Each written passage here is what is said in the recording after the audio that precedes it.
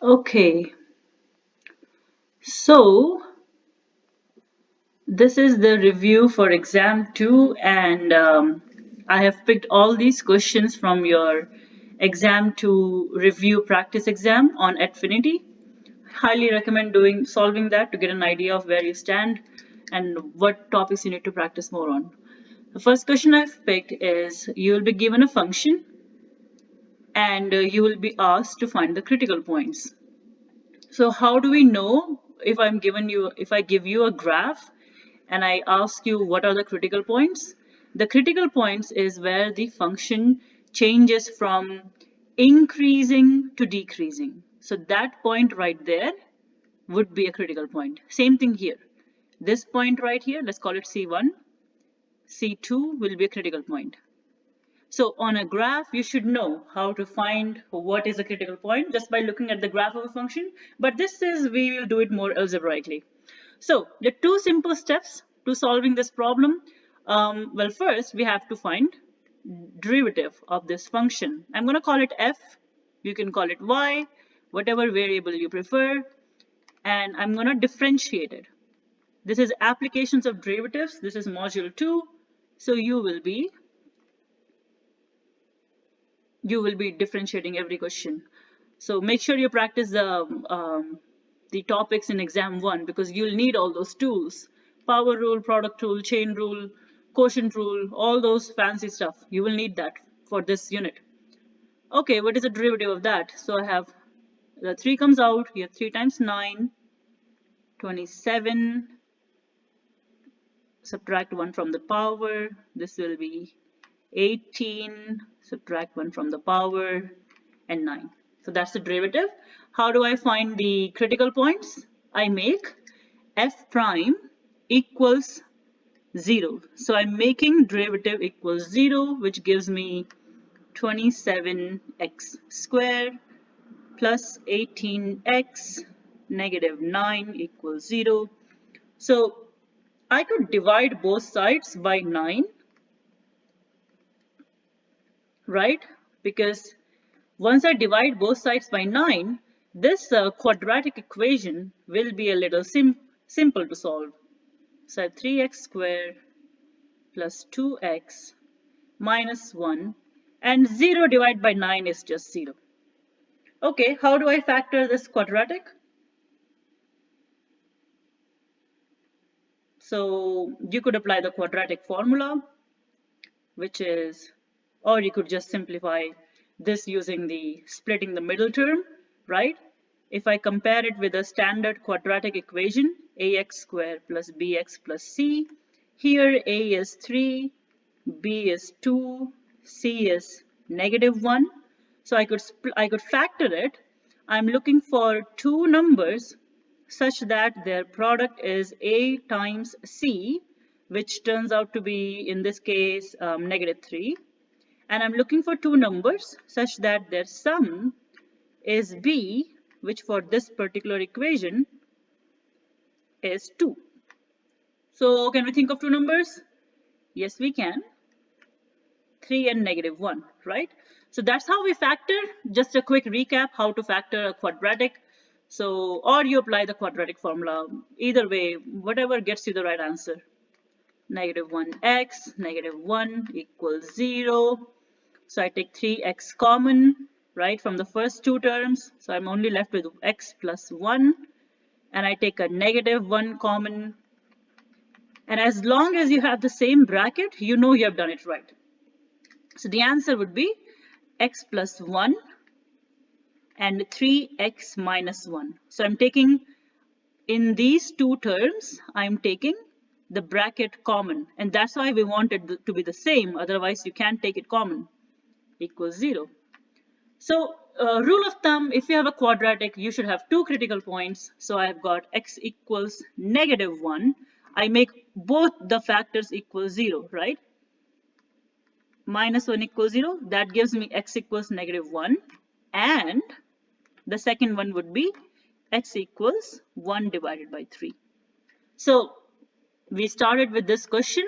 We had a cubic function. We wanted to find the critical points. You find differentiate, make it 0, solve for x. In this case, my two critical points are -1 and 1/3. And that's how you'll plug in your answer in exam. Okay, good. Any questions so far? Alrighty. Now, this is an application problem. A company sells dirt bikes. That sells dirt bikes determines that in order to sell X bikes in a year, they should use a unit price of given by this linear function. How many bikes must they sell per year to maximize revenue? So we want to maximize revenue. First, we have to find what is the revenue function, right? How do you calculate revenue? Revenue function. A simple example, if you forget an exam, think of it this way. X times P. Did you give me an answer? Okay. Good job. So think of it this way. Suppose I'm selling t-shirts. I'm selling t-shirts and I'm selling 15 t-shirts. Okay. That's how many t-shirts I've made. And I priced each t-shirt at $5 or $10. $10 for each. So what is my revenue? I multiply the number of t-shirts I'm selling by the price I've set for each of them, right? So 150. That's how much money I'm making by selling this many t-shirts for this much price. So if you're selling X bikes for a unit price of P, unit price means price of one bike. That's your revenue. So what is the price function? It is 6720 negative 0.8x. And I've got 6720x negative 0.8x squared. And that's my revenue function. So be careful what they want to do, maximize. Because at the end, we have to differentiate, find critical points and stuff like that. But we want to differentiate the right function. In this case, that's the revenue. So there's your hint. So it all boils down to finding R prime and differentiating it. And solving the critical points. Okay. Now, alrighty.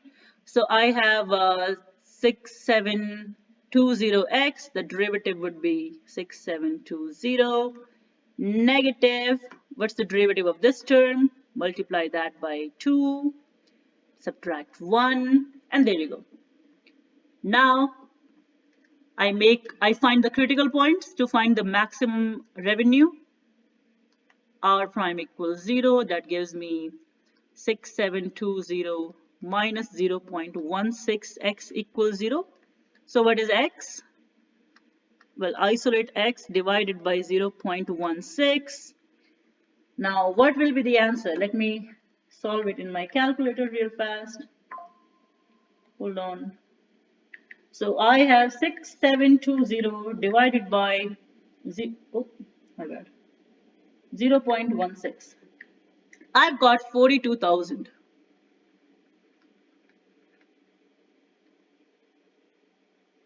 Which seems like a big number, right? So these many bikes I have to sell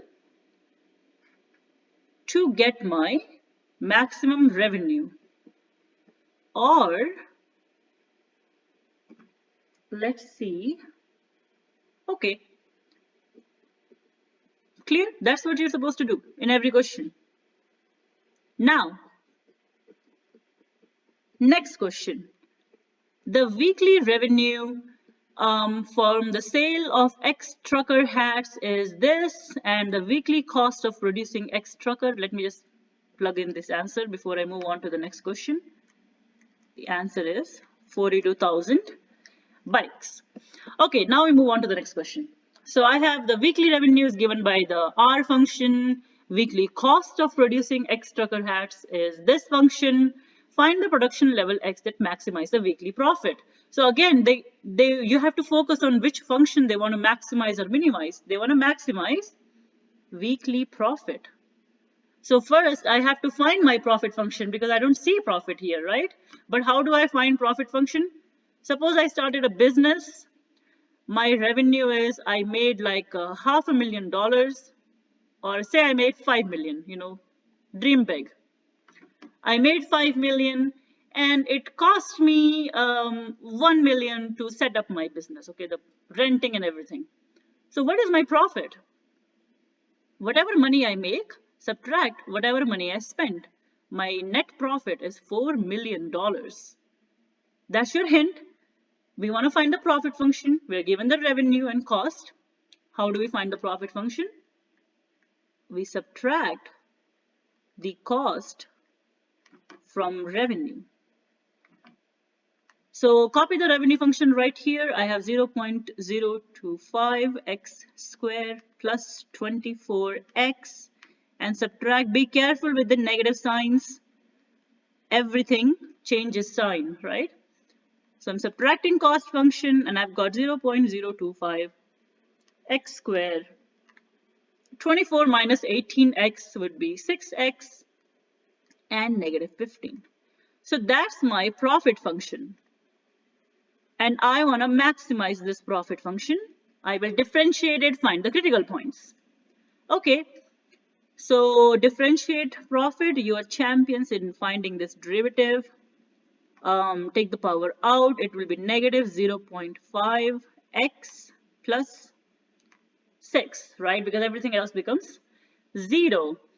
And find the critical points. So make p prime equals 0, which gives me negative 0.5x plus 6 equals 0.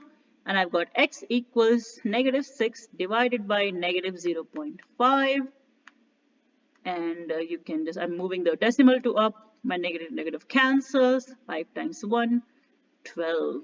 So 12 trucker hats. If I produce 12 hats, then I will maximize my weekly profit. That's how you solve these problems. Really straightforward. All you have to know is find the derivative and emphasis on what they're trying to maximize. That's all you have to put your attention to. Okay, no questions? So moving on to the next question. So graph of a function is given, find the approximate coordinates of all points of inflection of the function. So if you recall, in the first question, I gave you a graphical representation, right?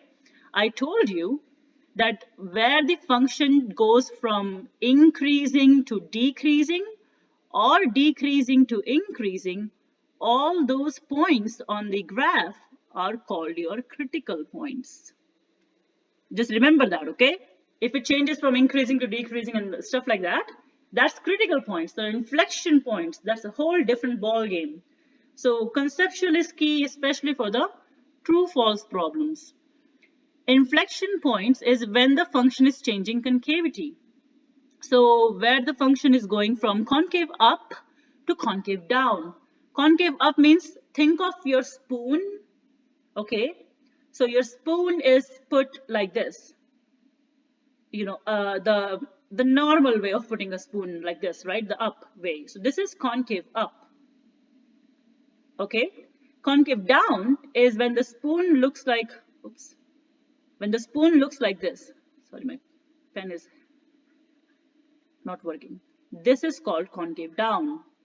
So it's not critical points. So think where the function is changing concavity. So I see that my spoon is, I can shade this area, and my spoon is upwards facing until this little point here, right? And after that, my spoon is downward facing. So what do you think? Is there an inflection point?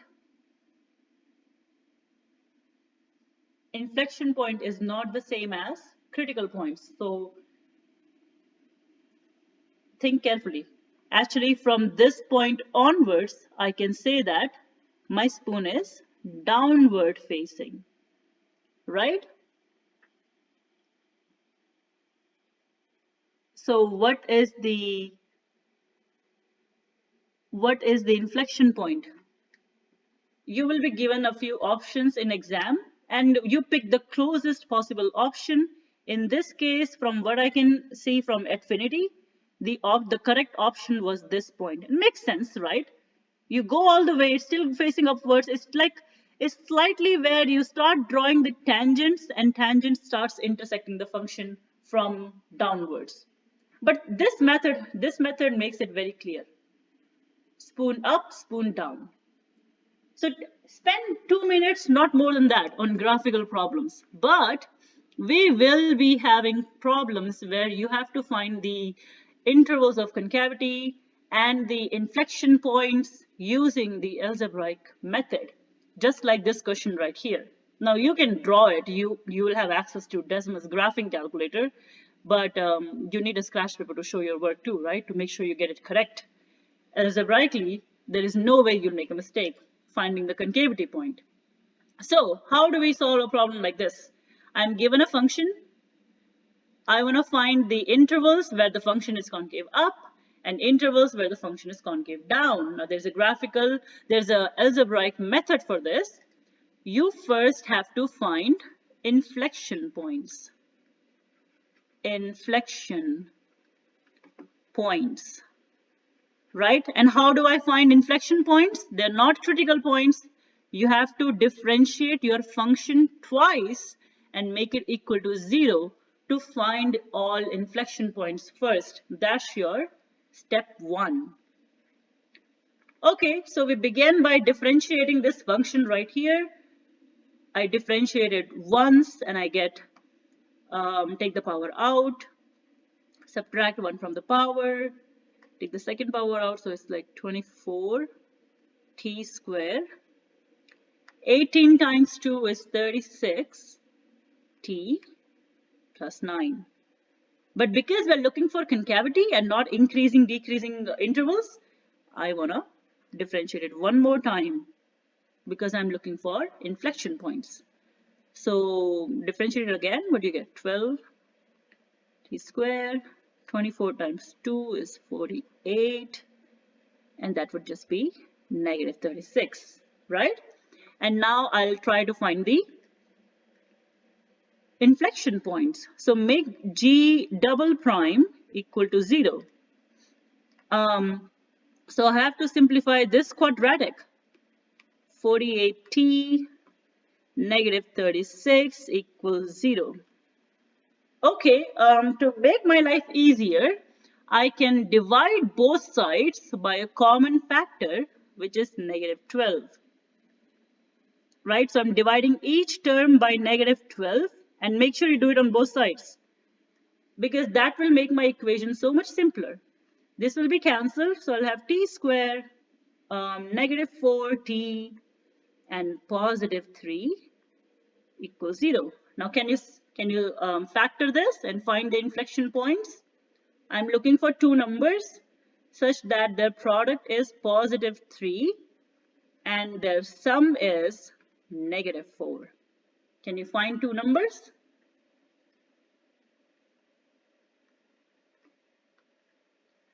Splitting the middle term is my favorite method of solving quadratics. It's not always possible, so sometimes you have to apply the quadratic formula, but I really love factoring things. But if you want to know the quadratic formula, it's this one.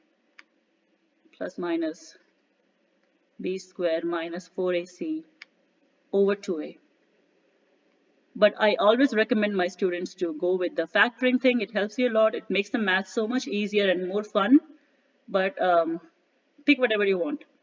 So I have t squared and negative 3t, negative t plus 3 equals 0. T common, I have t minus 3. Negative 1 common, I have t minus 3 again. I took in negative 1 because I want to make sure that the brackets are the same. So I have t minus 1, oops, and I have t minus 3 equals 0. So I've got two inflection points. I've got t equals 1 and 3. So once you have your inflection points, all you have to do is check the sign of the double derivative. So how do we go from here? We draw a number line going from negative infinity to infinity. I have 1 and I have 3 here. and I check my signs of g prime. So pick a number here and plug it in. So say I pick 0 and I pick 2 in this interval, right? And say I pick a big number to make your life easy. So say pick 10, right? And plug that in G double prime, and the signs will tell you when the function is concave up or down. So let's plug it in. So I have G double prime 0. When I plug it in the double derivative formula, when I plug 0 in place of t, I will get a negative answer, right? Don't need the exact number. We just want to know the sign. I'll get a negative answer. That means this is concave down. Now do the same thing. Plug in g prime of 2. So if I plug in 2 here, I'll get negative 12 times 4, which is 48. Negative 48, but this is like more than that. 2 times 48. So that will cancel. For it will be positive, right? So this is positive, means this interval is concave up. Now pick 10 here, the test point, that whatever test point you want to pick, and plug it in your G double prime, and you'll see that I'll have 100. So negative 1200, there is no way, right? This is too big. So it will be negative. So this will be concave down. So you pick the test point in each interval. You find your G double prime, you make it 0, find your inflection points, divide your number line, and I know where the sign is negative, that interval is down. Where the sign is positive, that interval is concave up. So let's write the answer here. So concave up will be interval going from 1 to 3. And it's always open brackets, 1 to 3. Okay? And because we have two intervals where it's down, right? So negative infinity to 1 and 3 to infinity. So I have negative infinity to 1, comma, 3 to infinity, where the function is concave down. Clear? Okay, so this is how we solve. It's a long problem. It's tedious. It takes a lot of work. But once you memorize the two important steps, find inflection points, draw them on the number line, it becomes really straightforward from there. Okay, next question. If anybody doesn't have any question, we'll move on. Position of a point is given by this. Question. Can I ask on the last problem? Yes. Will the intervals always then be starting from negative infinity and going all the way to positive infinity, then the list your intervals?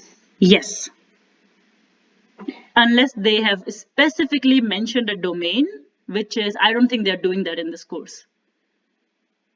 But if they specifically say, find the intervals, say they had said from x going from negative 200 to x going from 500, if they specifically say that, in application problems you'll see, then you would go from negative 200 all the way up to 500. Make sense? Yes, perfect. Thank you. But otherwise, always negative infinity, positive infinity. Okay, good. Yeah, keep the questions coming. Okay, moving on to the next problem. We have this function, the position of point in time is t in seconds. We want to find acceleration at a given time. It's really straightforward. Just remember two things. If you are given the position function, let me just write the, oh, I can't delete, I forget. So this is the position function, okay? The velocity, and you will get problems where they ask you velocity. Remember, velocity is found by differentiating it once, okay? And acceleration is nothing but the derivative of velocity, which is nothing but the double derivative, right? That means that you are differentiating that one more time, double derivative. Okay, just remember this. These are the key notes to remember. And in this function, we are using chain rule, right? Because recall, what is the derivative of ln x? That was simple, right? 1 over x. What is the derivative of ln something complicated? Say 3x squared plus 9. That's when you need the chain rule. So you move the complicated thing to the denominator, but don't forget to multiply by its derivative. So derivative of the inside is just 6x. I've solved many problems in my exam 1 review if you need a brush up on this. Now, I'm trying to find this derivative here. So I find the first derivative, which will use chain rule. So I will move the complicated thing down. But don't forget, I have to multiply by the derivative of this complicated thing, which is just 2t. You can simplify it. This is 2t over t squared plus 19. But I'm not done here. They don't want velocity at t equals 3. They want acceleration. So I have to differentiate it again. Now, this question becomes quotient rule because you can simplify it, right? What is quotient rule? If I have a function on top, function on the bottom, I want to differentiate it, differentiate the first, and don't forget to divide by the square of the bottom function, right?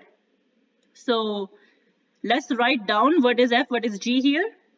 Here f is the top function, g is the bottom function. What is the derivative of the top function? Is just 2. What is the derivative of bottom function? It's 2t, right? So I have just to plug it in the formula, and that will be the double derivative. So plug it in, what do you get?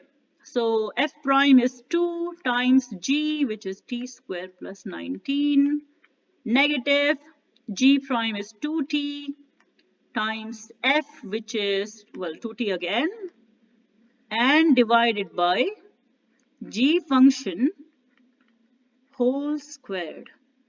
Now you don't have to simplify it here.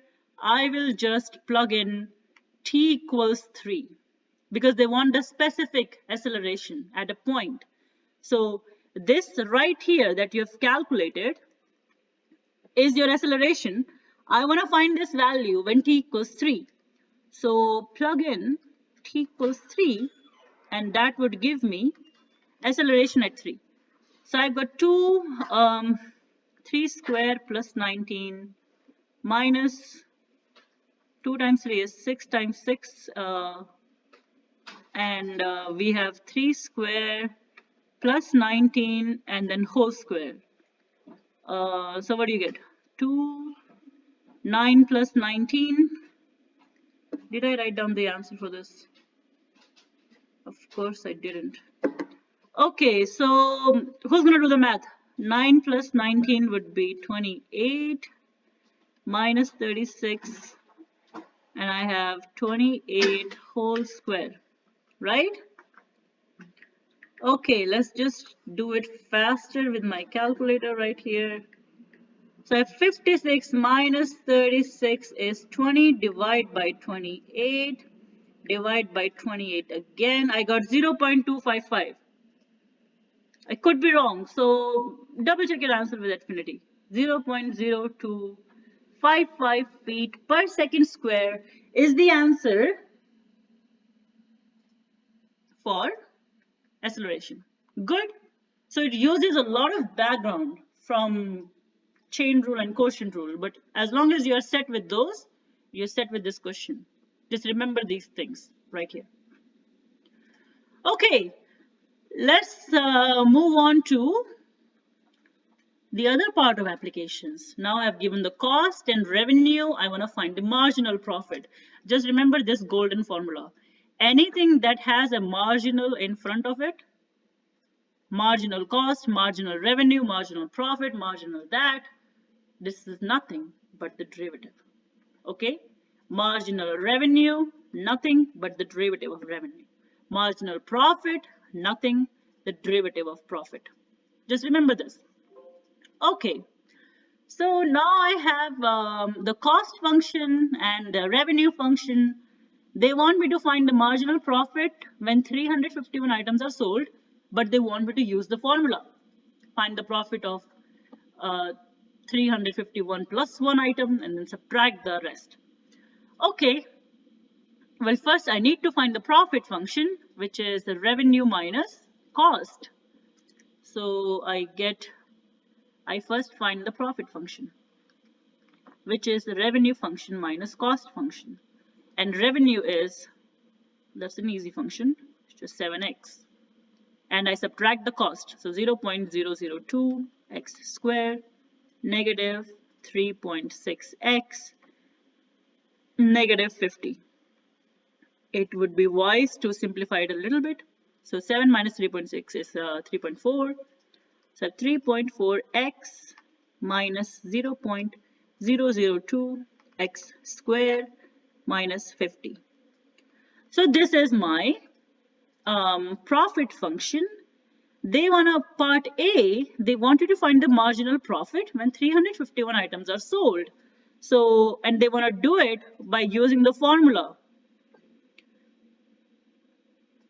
Sorry. Let's do it here. We have x equals 351, right? And we want to use the formula. So we find the value of the profit at 352 and we subtract the value of the profit at 351 and that's going to be my answer. Now that's a lot of plugging in. Sorry, my husband is in the background. We'll ignore him. 352 minus 0.002, 352 squared minus 50, and then I subtract the, as you can see, this is not the ideal way, but they just want you to understand what it means. The profit after I make one more item after making 351 items. That's what they're trying to find. And I'll show you the easy method in a minute because that's part B. But before that, we have to go through all this tedious math. I will not go through all this. I mean, I trust you guys. Whatever this answer is, that's the number right here, okay? However, the good thing is you can use derivative to estimate the marginal profit. Now, what did I tell you? What is marginal profit? It's nothing but the derivative of the profit function. This is part A, a lot of plugging in the calculator stuff. I leave it for you guys. Part B is when you differentiate. So differentiate this, what do you get? 3.4 negative 0.004x. And all I want to do is find this marginal profit at x equals 351. So plug it there. You got 0.004 times 351. Now this math is not too horrific. I can plug these numbers in my calculator. What do I get? 0.004 times 351 minus 3.4. So the estimated, wait, did I do it right? Hold on, 0.004 times 351 equals minus 3.4.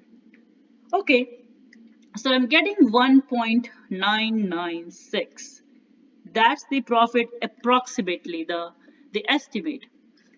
So 1.996, or you could say approximate $2 per item, right? And this was so much faster than doing this math. What this number gives you is the profit you make if you made one more item after making 351. That's the whole concept here. Good? And that's how you solve problems like this. Okay, moving on. Now this question does not do any fancy business. It's like giving you the candy bar and you want to find the marginal profit and marginal profit when 100 candies are sold. Okay, how do I find the revenue first? Because I have the cost function right here, right? I don't have the revenue function, but if you remember, I'm selling a candy for $6 and I'm selling X number of candies. So my revenue will be each candy bar I sell is multiplied by 6, and that's how much money I'm making. Cost function is given. What is profit? Profit is revenue minus cost, right? So don't black out. All information will be given in the question at all times.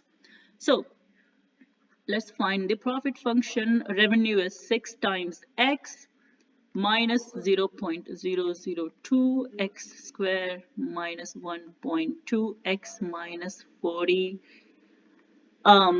Simplify this. 6x minus 1.2 to 4.8 x minus 0.002 x square minus 40, and very straightforward, they want the marginal profit, which is nothing but the derivative. So find the derivative here, which is 4.8 minus power comes out. There you go. So I have 4.8 minus 0.004x. And then they want to find the marginal profit when 100 bars are sold. So plug in 100 here. What do you get? At x equals 100, 0.004 times 100, right? So 4.8 minus, the decimal moves 2 places. So I'll have 0.04. So I'll get, what's the answer? Tell me. Okay, I think the more I use calculators, I'm using my math skills. 10 minus 4 is 6, and then I have 7, 4.76. Right? There you go. That's how you solve a question without any extra work right here. Okay, no questions. Moving on. So I'm given the daily sales of coffee tables is given by this. That's the demand function. This is the price elasticity type of problems, right? Oh, I can't. So, sorry, what happened here? Okay. Okay, now. So I'm given the demand function here, and I want to find the price elasticity of demand when the price is this much per coffee table. Two formulas that you must remember for any question like this. The elasticity is given by this formula, P times Q prime divide by Q. Okay, and the price function in this case is given to be 123.50, but you need to find these two numbers. So Q prime will be just -2. So elasticity will be negative P times -2, and copy the demand function right there, minus 2P. They want to find the price elasticity when P, the price per coffee table is 123.50. So plug in the P value as 123.50 here. So you got 2P over 695 minus 2P. I'm simplifying a little bit. 2 times 123.50 divided by 695 minus 2 times 123.50. Okay, what is that? And then I'll tell you what to memorize after we solve this. 123.50 times 2 is 247. 247, and 695 minus 247 will be 448. And so I'm going to divide 247 divided by 440. Clearly it's less than 1, right? So it's 0.55. What does this tells me? Wait, is this a question? Yeah, so in this question, they wanted the price elasticity. We remember this formula, we apply the derivatives, plug in everything, and whatever price they're asking for. What you have to memorize, if your elasticity turns out to be less than 1, that means that the demand is inelastic. In other words, that means that you should increase price to increase revenue. Just remember for true, false, or fill in the blanks problems, okay? And if your E is more than 1, then the demand is elastic. That means if you increase price, you will decrease revenue, decrease demand, okay? Now there's a magical number where elasticity is exactly equal to 1. That means my demand is unit elastic, and that gives me maximum revenue. So remember that.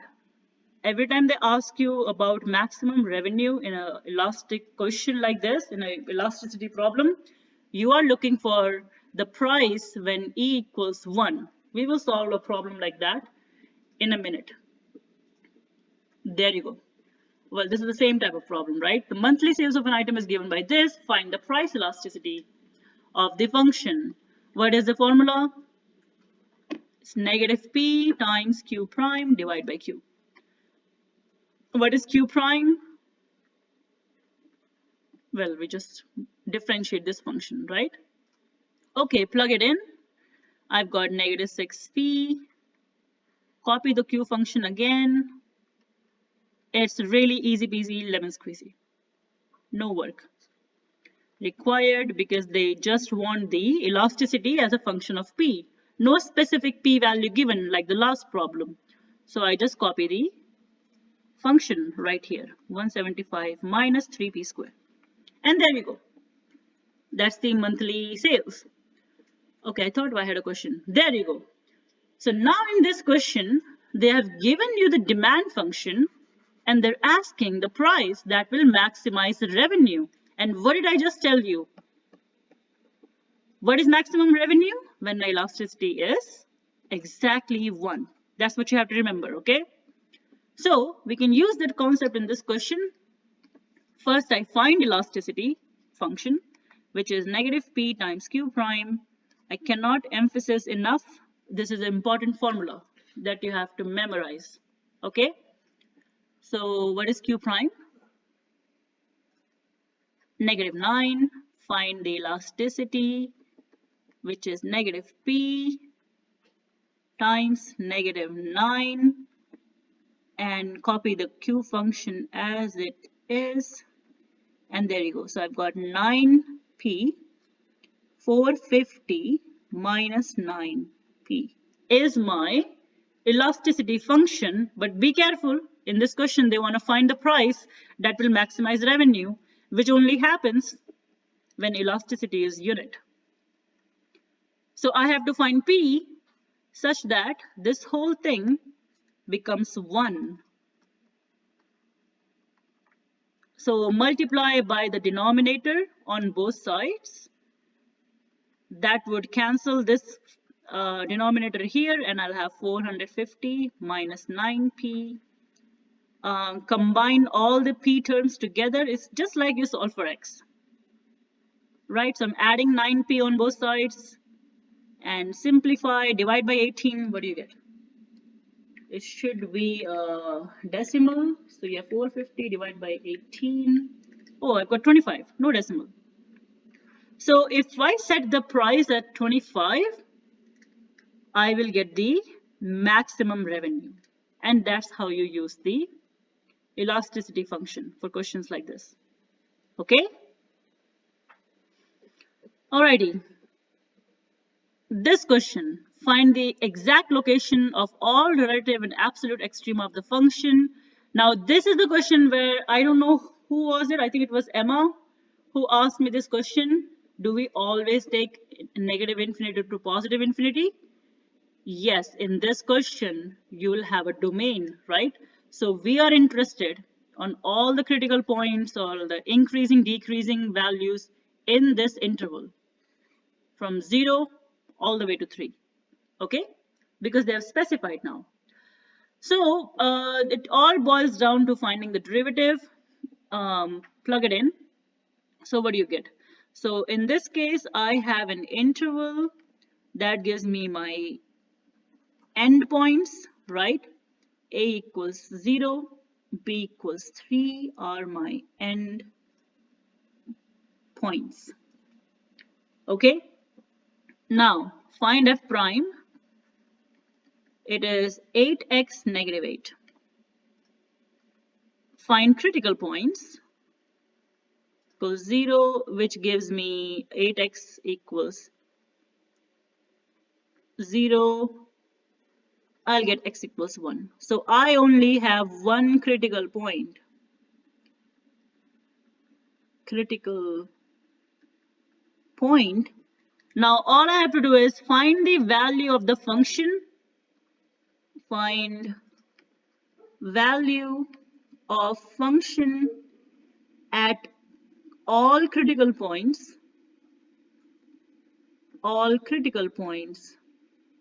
in the domain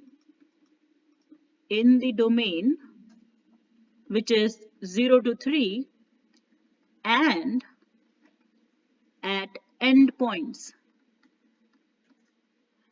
right?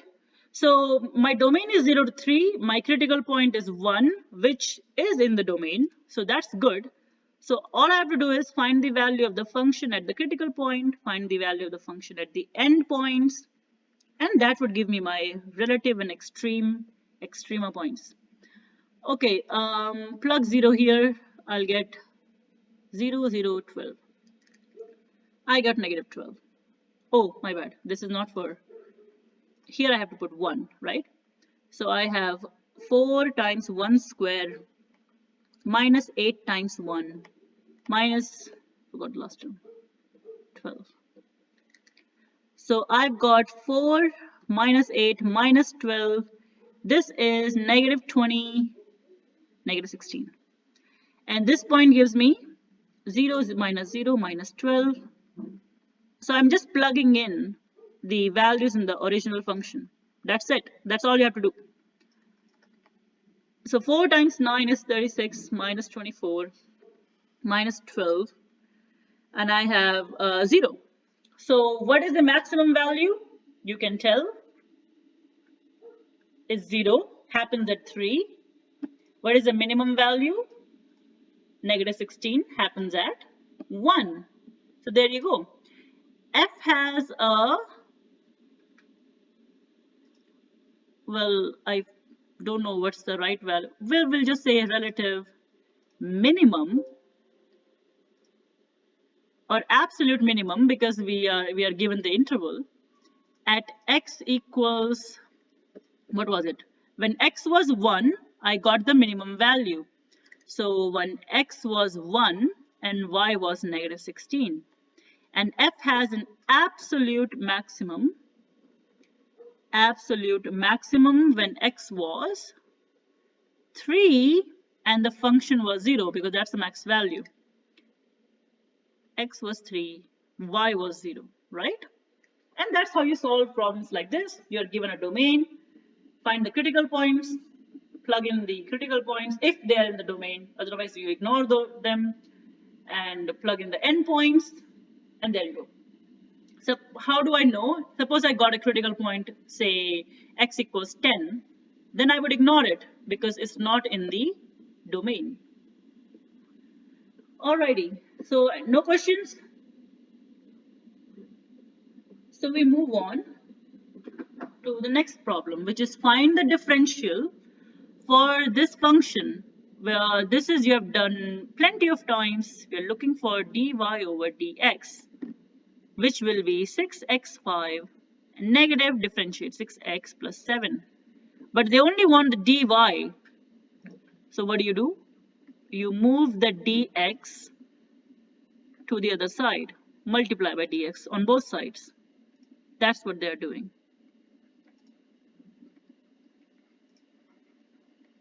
Okay, don't forget the dx. That's it. It's really straightforward. Next problem. Suppose the elasticity of demand, now this is a conceptual question. Remember everything I've told you in the past. Elasticity is 0.75, which is less than 1 when the price is 400. What does that tell me? Elasticity is 0.75, which is less than 1. Means demand is inelastic, right? This means the demand will increase by increasing by what factor? 0.75% for a 1% increase in the price, and a small increase in price will cause the revenue to increase, right? That's how we try to memorize it. If demand is inelastic, that means we increase price to increase revenue. Now you will be given options like this is like, you scroll down, you pick the right option. So if you have a slightest idea of the concept here, you cannot go wrong with this problem. Okay, next, this is a graphical problem. I want to find all the intervals where the function is increasing. So I'm going to highlight them on the graph. This is the interval where the function is increasing until here, right? So it goes all the way from -infinity to -2. So that's one of the intervals. And then the function is increasing again, starting here, right? So all the way up to this point. So 3, so 0 to 3. So the second interval where the function is increasing is 0 to 3. It's clearly not increasing here. It's clearly not increasing here. So 2 values, really straightforward. Okay, we're getting through this very fast. There you go. So I have the equation for the motion of a particle. Recall the golden rule. Velocity is the derivative of position vector. Acceleration is derivative of velocity. Basically, double derivative of position vector, right? So I can find the velocity at time t by differentiating. In this question, velocity will be the derivative of that, which is 10t minus 2. 10t minus 2. That's my velocity function right there. Acceleration is the derivative of velocity, which is just 10. That's my acceleration, right? Find the acceleration after 1 second. There is no t in the acceleration function. It will be the same at any point. Find the acceleration at the instant when the velocity is 0. Doesn't matter, right? Because acceleration is constant. It won't change no matter what you do. Acceleration in this case, acceleration, it's a conceptual problem, is a constant function. Constant function, right? As you can see, it's just a number. It will not change no matter what variables you introduce, right? So be careful. Some questions are there to trick you.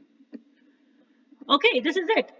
So review this and email me if you have any questions, and I'll stop recording. It's already getting too long.